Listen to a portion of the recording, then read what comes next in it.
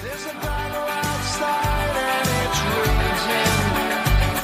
It'll sure shake your windows and rattle your walls. But the times they are changing. Yes, they're changing.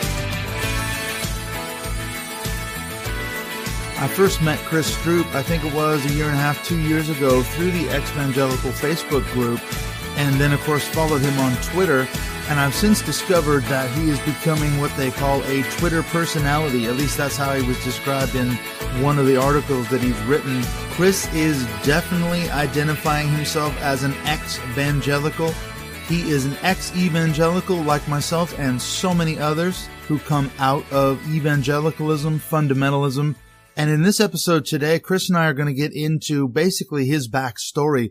What I was really interested in finding out about when I talked to Chris for this recording was how did he get out of evangelicalism? What was his backstory? And we discovered that we have much in common. Both of us were raised in evangelical circles. We both went to Christian high school, and maybe it wasn't as funny for Chris as it was for myself and Jeff Judd. In fact, if you listen to the last 2 weeks, I met recently with a friend of mine, Jeff Judd, in Seattle, in the Seattle area when I was back there. And we shared some funny stories about what it was like when we were growing up in evangelicalism and in a Christian fundamentalist high school. But in Chris's case, he was more of an intellectual in the sense that he was having doubts and questions. And we're going to find out what happened when he had his crisis of faith.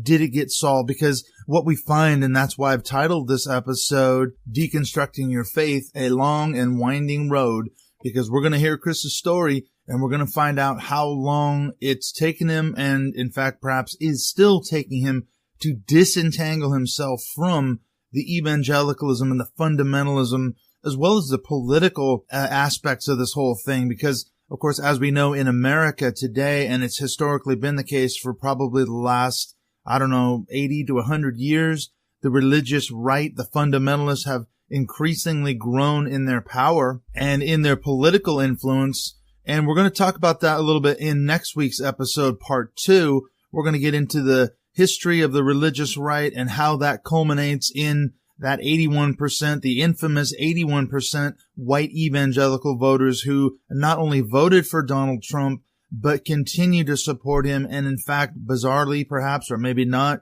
in growing numbers even, no less, overlooking all of the moral failings. And I think it's very ironic, and I've said this many times before, that these are the same people who, when Bill Clinton was implicated in an affair with Monica Lewinsky, were screaming about the importance of family values and the importance of integrity in leadership and how this was so important. And yet these are the very same people who are overlooking all of Donald Trump's moral failings and yet are so concerned about preserving their religious freedom. So how did that party come into power? How did they get the influence that they do have even now in American politics and indeed even in the rest of the world? Because, of course, so many evangelicals in America today see themselves as waging a culture war, and they desperately want to win this culture war. And this is something that Chris knows all too well, coming out of a background of sort of a young Republican/Christian context.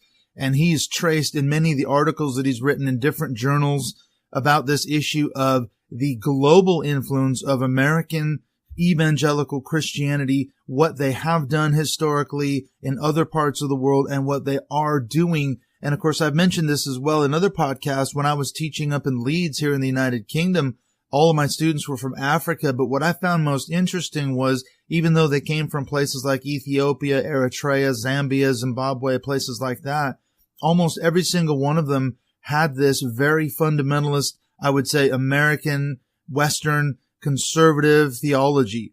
And so it was obviously a result of them being indoctrinated, we could say, or coming to Christianity as a result of missionaries from the West, in most cases from America or here in Great Britain. So they've picked up this theology and they've come back to the West, as it were, bearing this sort of evangelical conservative theology. And it's very interesting to me, it was anyway, when I was teaching up there, how to interact with the people from Africa and me deconstructing my faith I had to be careful what I said. I've had people question me in classes, and one lady, of course, asked me if I was even a Christian because I dared to question whether or not the Bible was the Word of God, or at least have them think about it.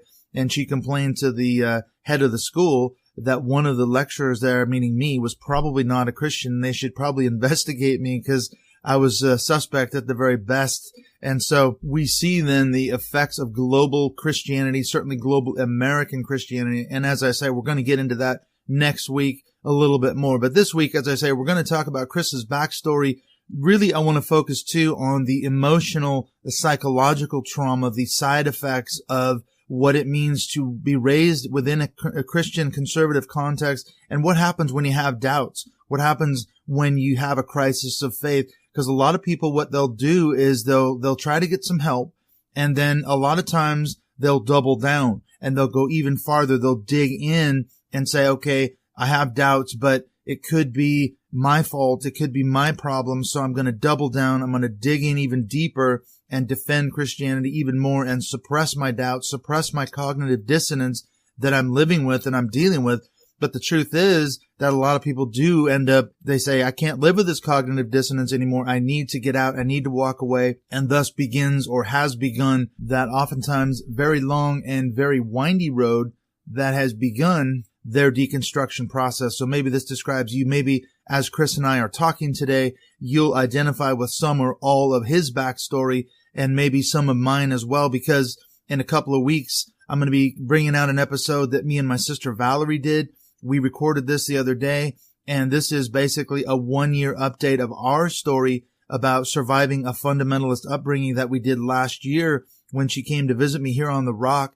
And I sat down with her and we went through another hour or so, and we talked about what's changed in the last year. We get into a little bit of our backstories as well. What was it like to grow up in a fundamentalist Christian home, and what that's done to us in terms of, again, emotional, relational, psychological, sexual, all kinds of things in our marriages, in our dealings with other people. How has that affected us, and how is it still affecting us? Things that still trigger us, even though for both of us, we walked away from the church at least 8, 10, 12 years ago. So there's some interesting stuff coming your way after the 2 episodes with Chris Stroop. And then we've got 2 episodes with David Hayward, the Naked Pastor.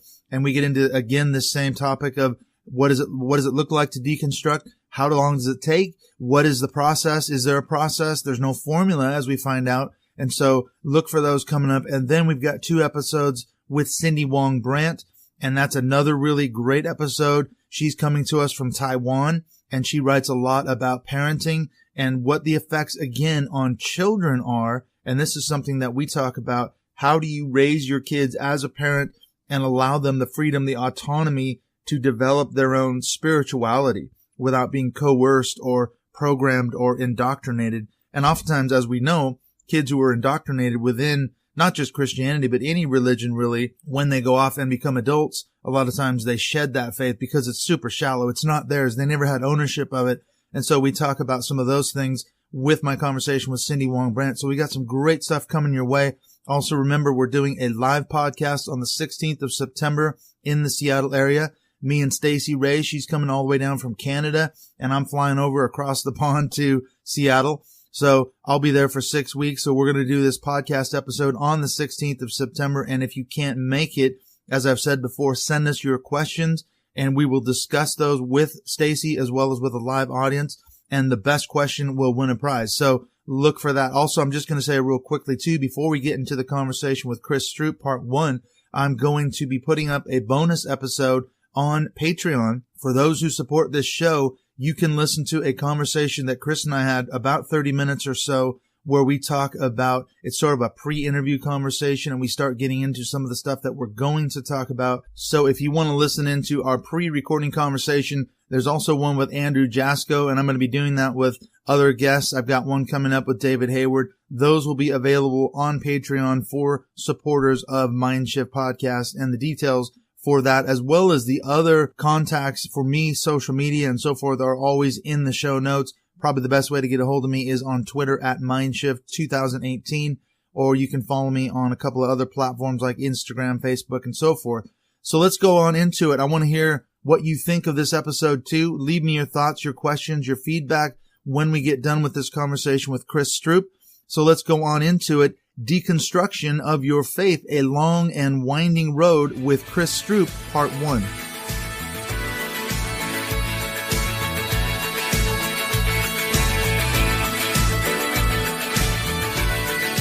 I am joined today by Chris Stroop. Thank you for joining us on Mindshift Podcast, Chris. Hi, Clint. Thanks for having me. Yeah, you're coming to us from, is it Indiana? You've just moved, though. You've had a monster trip from what you were telling me earlier. Yeah, I mean, it went about as smoothly as you could expect for driving through, let's see, Georgia, Tennessee, Kentucky, half of Florida, half of Indiana. So roughly 5 states with just one overnight. Wasn't too bad, but getting the apartment ready to move out of in Tampa and everything was pretty physically demanding. Got to pack stuff up, got to haul a lot of trash out. My dad drove down to Florida and helped me get ready to go, and so we could have 2 vehicles to drive more of my stuff up here, but I had to get rid of a lot of things too. So yeah, I've just been kind of, that was about a week and a half ago that we got here, trying to get more or less settled in. At this point, I'm focusing strictly on writing and speaking and public engagement as my professional activity, not going to be doing any teaching this academic year. After I graduated from Stanford in 2012 with my PhD, I got a job as a professor in a Russian university in Moscow, and I taught there from 2012 to 2015. I never intended to stay there permanently, but I also didn't know that things were going to go as south as they went. I mean, creeping authoritarianism had been on the march in Russia under Putin and Medvedev, Putin in particular, but it really ramped up. And then, of course, with the annexation of Crimea, international relations changed a lot. Relations between Russia and the United States went downhill with falling oil prices, and then the sanctions that followed the illegal annexation of Crimea. My ruble-denominated salary plummeted, and I was trying to deleverage from debt in dollars as much as I could at that time. So I then started looking even harder for jobs back in the United States.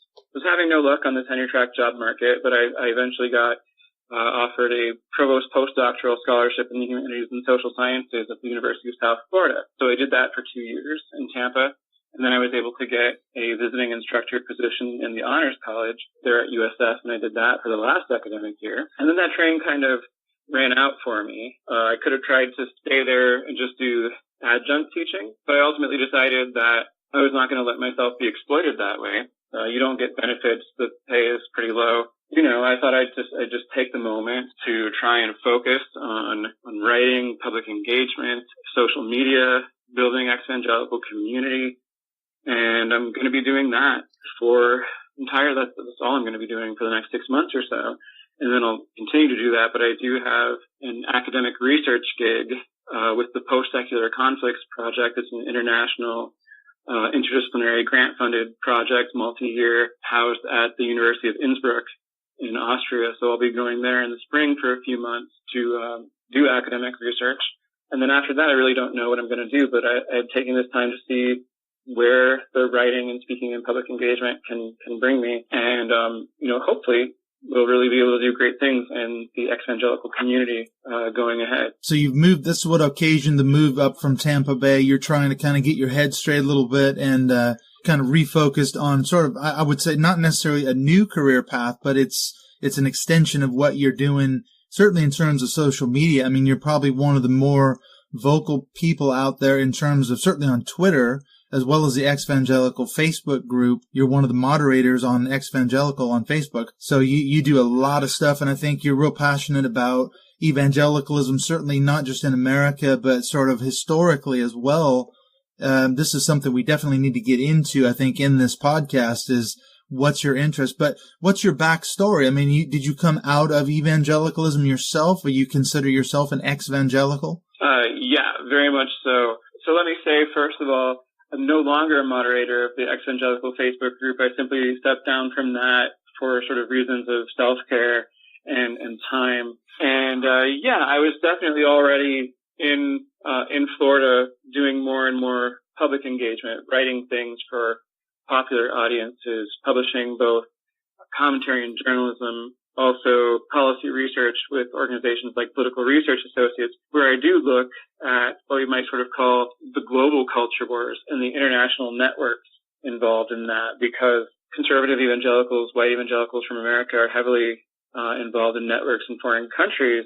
And these different kinds of international groups, organizations like the World Congress of Families, which is now associated with, under the leadership of Brian Brown, he took over from Alan Carlson. As the president of the World Congress of Families, he's put together this larger advocacy organization around it called the International Organization for the Family. This is basically a Russian-American project. They're the two biggest contributors to the World Congress of Families, and they always have been. And it came together in 1997. They started talking about it in 1995. So it's a post-Cold War thing. But yeah, the global authoritarian Christian movement to curtail the human rights of women, minorities, members of the LGBT community is out there and powerful, and American evangelicals are part of it.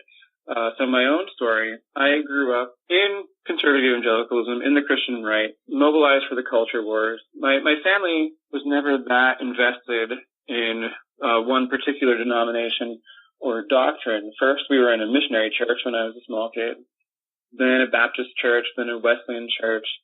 Then we ended up in an independent Christian church, which of course is itself a denomination that comes out of the Restoration movement. And then we kind of went into the full-throated megachurch-inspired non-denominational movement, though technically under the aegis of the missionary church again. And what I learned from that was that it doesn't matter particularly if, say, I'm a Calvinist and you're an Arminian, or we may disagree about other fine points of theology. There are certain things that in the Bible are perhaps not all that clear after all, but what's very clear is that good Christians have to vote Republican, because we have to stop the gays, and we have to ban abortion. So this is an example of what I call bad ecumenism. And there's an essay out there that I published about that, if anyone wants to find it. It's in a journal called The Wheel, which is actually, it's an Orthodox Christian journal published in the United States, not under the authority of any bishop or diocese, but by some very interesting and ecumenically minded Orthodox Christian intellectuals. They're the editors and the driving force behind this, and they're not beholden to priests and bishops. So they invited me to write for them, and I did. Just as someone who is a nun who comes out of Protestantism, who knows some things about Orthodoxy, and particularly about Russian Orthodoxy and its role in the global culture wars and the connections between Russia and the Christian right. And so they gave me a platform to write about that, which I appreciate. So just out of curiosity, what exactly is your connection with Russia and Christianity? Yeah, my own experience with Russia goes back to short-term mission trips that I did in 1999 and 2000. They were English camps organized by OMS International, a missionary organization based in Greenwood, Indiana. At that time, it was known only by its initials. Previously, it had been called Oriental Missionary Society. And even they understood that was no longer going to fly, so they were just going by their initials. And they've since rebranded again as One Mission Society. If there's one thing you can say for evangelicals, at least those with more education and savvy in some respects, they're pretty slick at marketing and rebranding. Oh, yeah. I was going to say, in terms of your own deconstruction, though, what was it that sort of prompted you to question your evangelical conservative faith? You were talking earlier about you took some trips to Russia, but this was in the midst of kind of a crisis of faith of your own. What was it that occasioned your crisis of faith? Yeah, it was a number of things. I was able to read pretty widely in my childhood. I didn't have the kind of evangelical parents, despite my mom being a Christian school teacher and my dad being a music pastor, who were, very invasive or micromanaging of my reading choices. And so I'd say, going back to earlier childhood, my grandma had gotten me a subscription to Ranger Rick magazine, for example, which had led me to think about environmentalism as an important thing, and also taught me about evolution. And I didn't believe the evolution part at the time, but I was reading this secular literature for kids, Also read a lot of secular novels and things, and kind of always knew the world was less narrow than the boxes that we were supposed to be staying in. I'm sure it was a source of some cognitive dissonance. But I was Christian school educated, heavily indoctrinated. However, Christian schools vary a lot. Some of them really don't provide you with any kind of decent education in any sense of the word, right? They don't teach you to write. They don't teach you to think. It's pure Critical indoctrination. thinking. They're just telling you what to believe and basically to follow authority. But the one that I went to, while still very much a right-wing school, I mean, as juniors and seniors, we were even taken to far right-wing sort of Tea Party before the Tea Party political conventions in Indianapolis. There was this organization called Citizens Concerned for the Constitution. It's since rebranded as Advance America. You know, we were taken to their conventions, which were basically far right, mobilizing kind of political events. Yeah. They were not neutral civics lessons, certainly. Yeah. Young We got some God Republicans. and country stuff in the textbooks and in the classroom. We got young earth creationism. But the school also had some AP classes, even before they had become so popular. So we're talking about the 1990s. I graduated in 1999. We had AP biology, AP chemistry. I think they already had, or no, maybe it came along a little bit later, AP US history. I took AP English and AP biology, got 5s on both of those exams, but our AP biology teacher was a kind of apocalyptic, mystic, right-wing weirdo who would often waste half the class time on rambling devotionals that he would call thoughts. They were often about the end times, you know, and he would go on, particularly at the beginning of the academic year, about how sin is increasing in the world, and he was particularly concerned about sexual sin and gay sin, of course, because they all are. You know, surely that means it's the year of Noah, and the Bible says as it was in the year of Noah, so will it be at the time of the coming of the Son of Man. And did you hear that they're genetically engineering red heifers to sacrifice on the Temple Mount, and all this stuff? And I've you heard always all that. conclude that Christ is probably coming back this year around Yom Kippur. Yes, definitely. I can identify with that. I think many of us who grew up in evangelicalism or fundamentalism were told many, many times that Jesus is coming very soon. And this can actually be a very traumatic thing for a young person who's facing a pretty uncertain future. Which really kind of scared me, and also caused some internal tension and turmoil, because I, you know, wanted to have a chance to grow up and do things, and including things like having sex. And getting married would always come first in your mind, right? Because of purity culture. Purity culture. You know.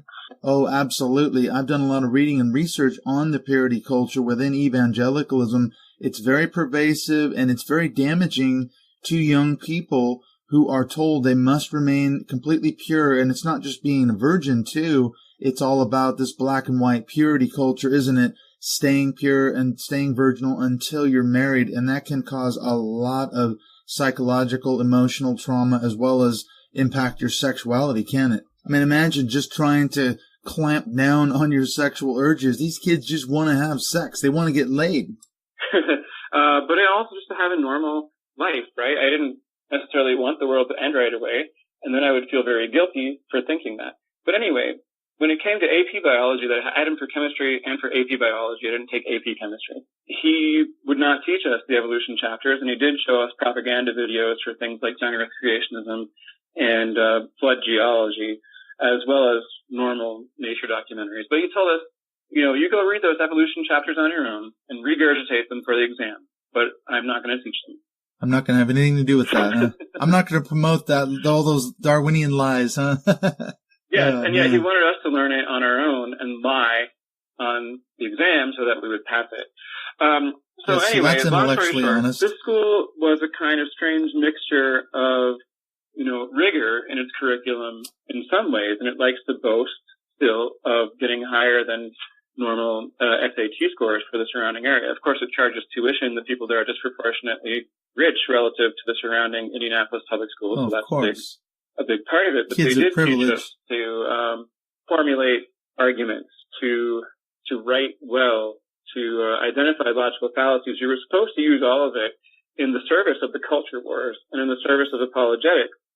But for some of us, you know, who took the idea seriously that we need to find the truth wherever it goes, you start to turn those tools around on the Bible, and you find yourself in a crisis. And that's partly what happened to me, and I think partly it was also just feeling like a lot of these politics and positions that good Christians, quote unquote, had to take felt very inhumane to me. Exactly right, Chris. You have identified a key problem within Christian education, and that is that if they're going to teach us critical thinking skills and critical academic skills, what happens when we turn those back on our own beliefs and look at the Bible and read it from a critical point of view? Yeah, I read the entire Bible through for the first time at age 16, and I found certain contradictions. I wrote them down. I couldn't resolve them. So my crisis of faith kind of really started there. And I went and talked to our pastor at that time, who was then also, he became a Bible teacher in that school, and he lived in our neighborhood. So I went down to his house and talked to him about this. And at first he seemed very understanding with respect to my doubts. And he gave me a book of apologetics to read and come back and talk to him again. I don't remember what book it was. It was in question and answer format, and it wasn't one of the famous ones. It wasn't Josh McDowell. Wasn't Josh McDowell. Yeah, I was going to say. But I read it, and I found the answers too glib, and I went back and still had doubts, and then all of a sudden the problem was with me. I must be harboring sin in my life, opening myself up to demonic influences. How quickly it's spiritualized. Because otherwise, if I were able to read the Bible through the Holy Spirit, I wouldn't have any problem now accepting it as absolute truth, accepting the Bible as inerrant. Exactly. So it's a spiritual problem. Right. So there was a time I thought I had committed the unpardonable sin, blasphemed the Holy Spirit, had a palpable lump of anxiety in my chest for about a week. I did some things as a result of that, like smash a CD with a hammer that I thought might be a vessel of demonic influence. It was Our Lady of Peace, by the way. Wow, you went hardcore, man. You weren't smashing Black Sabbath. I kind of tried. I really did not want to rock the boat. I'm an oldest child of two. I wanted to be a good kid always. I'm very sensitive, and I did not like conflict with my parents. And of course, we're socialized in this environment to, avoid open conflict. So I couldn't push these doubts fully down, but I really, really tried, because I just did not want to face all the social costs that would come. And I thought I might go to hell. After I definitely gave up. It's a very real fear. One thing I will say for this pastor, his beliefs are awful and inhumane, but he does accept that annihilation might be a possibility, that it's a permissible interpretation of hell doctrine, which, is a little bit more humane than eternal conscious torment. But I was still afraid that eternal conscious torment, which is mostly what I grew up with, might be real. And then later, after I stopped believing in any kind of hell, I still had this fear of it that would not go away. Over time, it would come back less and less, but it would still rear up sometimes. Because what if you're wrong? That's the thing, isn't it? If you're wrong, we're all going to hell. That's pretty huge. If we and they love to push that, and it takes a while to be able to recognize that. And I was raised with it too. I remember going to see A Thief in the Night when I was a kid. That movie, I don't know if they showed that when you were a kid, but back in the 70s, that was a huge evangelical scare tactic that if you're not a true Christian, you're going to get left behind at the rapture, and then it's too late for you. There's no, God's kind of slammed the door shut and you're done. And I was terrified as a kid after watching A Thief in the Night, because I was convinced that I might not be a true Christian and I was going to hell if I in fact missed the rapture when it happened. As you say, I was always being told that it was right around the corner. Jesus is coming soon. Jesus is coming soon. It's going to happen soon. So I'm terrified, thinking, my God, I'm going to be left behind and I'm going to hell. For a 12, 13-year-old boy, that's horrific in terms of your psyche and your emotional development, like you say. Just unbelievable. Mm-hmm. So you're having this crisis of faith too. And the stock answers aren't cutting it for you. Right. I've heard many stories like that, partly under the hashtag rapture anxiety, which I didn't coin. There were a few tweets with it from before when I used it, but I used it at one point and it really blew up. And trended for a while, and a lot of people shared stories of growing up with fears surrounding the rapture and being left behind. And yes, I was definitely taught that Christ was coming soon, the rapture could happen. I had a little bit of fear of possibly being left behind. Oh yeah, it's not good news. We were taught that, if you were left behind, you weren't necessarily going to go to hell, but you had to avoid getting the mark of the beast. You could become a martyr in the tribulation by refusing the mark of the beast. But all that is still just really scary. I did not watch A Thief in the Night in my childhood until my senior year of high school. We watched it on our senior trip. Oh, get this. Heritage Christian School in Indianapolis. I don't know if it's still like this, but I think probably the senior trip was always to go to a Word of Life camp in upstate New York, Schroon Lake, New York, in winter. and you had to listen to 2 sermons a day. And, yeah, they did show A Thief in the Night there. Wow, that does not sound like fun at all. You're not really selling it here, Chris.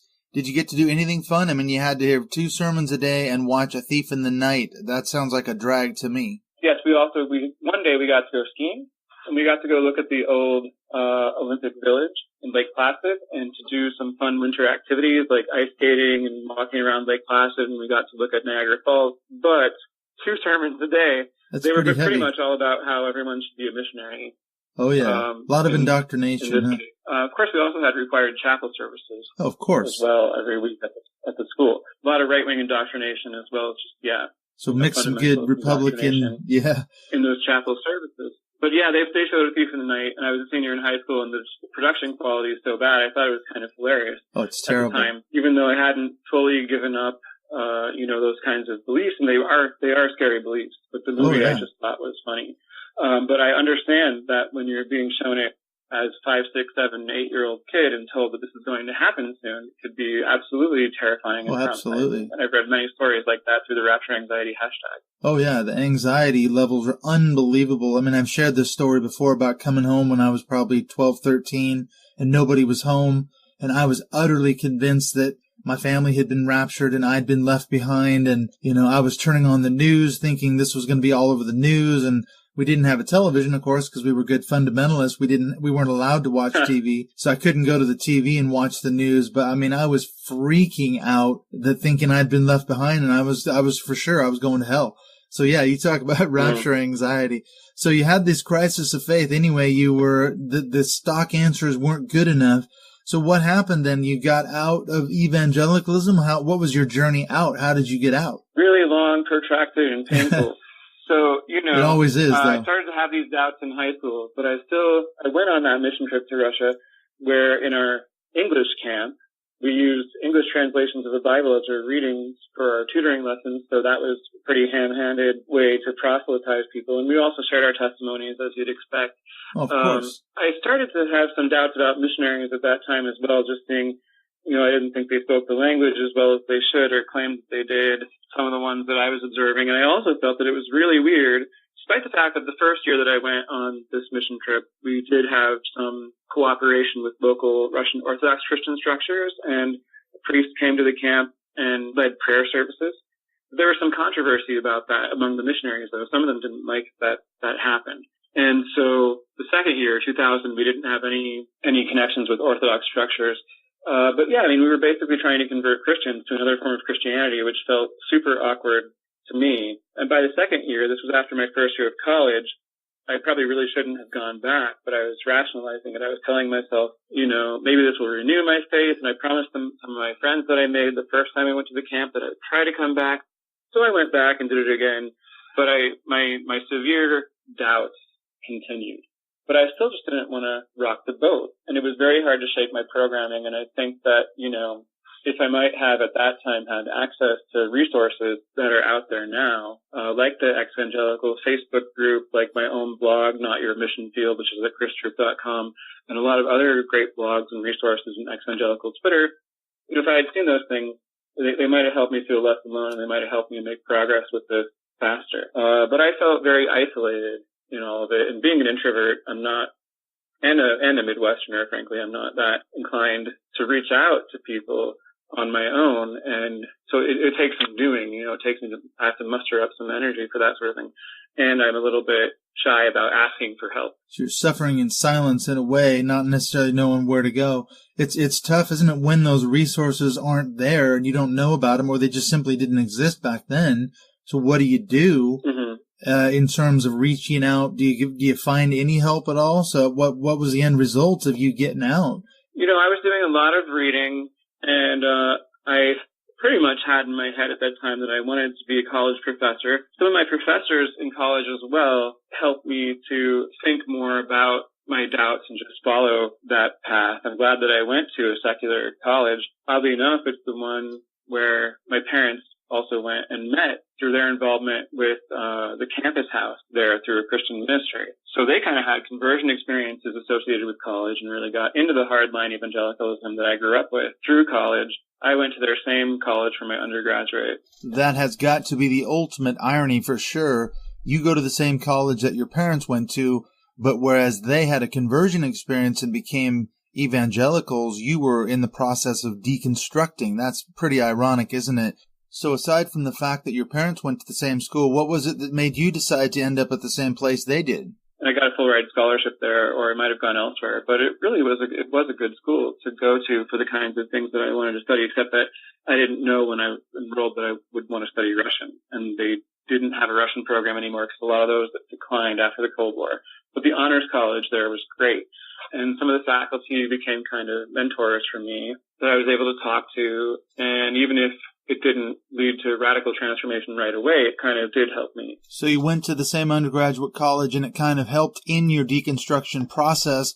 Where did you go after that? I went then to study abroad for my third year, and I would say that was a moment where my deconstruction proceeded, and by the time I came back from studying abroad in Germany and England, I knew I couldn't call myself an evangelical anymore.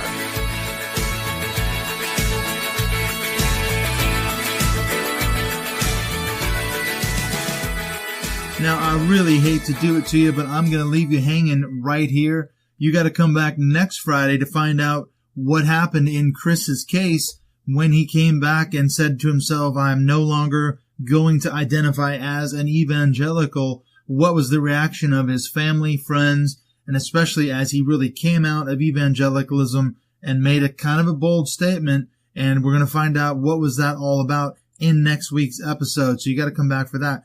Now, I want to say, too, we're also going to get into tracing the history of American fundamentalism and how that relates to the religious right, as I was talking about in the introduction today, in terms of how they're influencing not just political things in America, but really all over the world. And these sort of global initiatives seeing themselves as part of this culture war that they have to win. The stakes are incredibly high. So Chris is going to trace some of the backstory, the history of that, and how that relates to what we're seeing today. And I think this is kind of his platform now with his writing and the other projects that he's involved in, is really blowing the whistle on what's going on in evangelicalism, certainly American evangelicalism today, and the pervasive effects of that. And he writes articles for Playboy magazine and in other places as well. So you can find those links as well by looking for Chris Stroop. You can find him on Twitter if you're one of the very few people, or certainly ex-evangelicals who doesn't follow Chris on Twitter. You need to.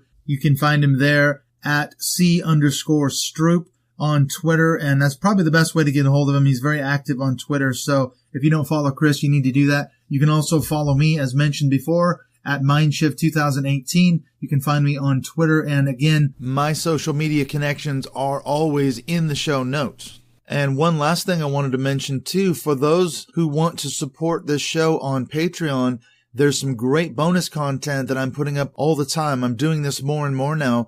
One of the things is I'm going to be putting up a bonus conversation, this pre-recording conversation that Chris Stroop and I had. And in addition to those bonus conversations that I'm going to be bringing you, I'm also putting up new content that I've been recording. In fact, just the other day, I published a new bonus episode called My Journey of Deconstruction, and that is available on Patreon as well. And I tell my story and I get into some of the specifics of how I walked away, not just from the church, but ultimately Christianity itself, and put some of the pieces together. So you can check that out if you want to support me on Patreon. There's one more thing I wanted to mention too, and that is I'm going to start putting up my podcast episodes a couple of days early, and these will be available on Patreon too. So if you want to catch an episode before it comes out on Friday, I'll be putting them up on Patreon probably Wednesday or so of the week. So if for supporters of this show, you can catch not only great bonus content, but have early access to podcast episodes also.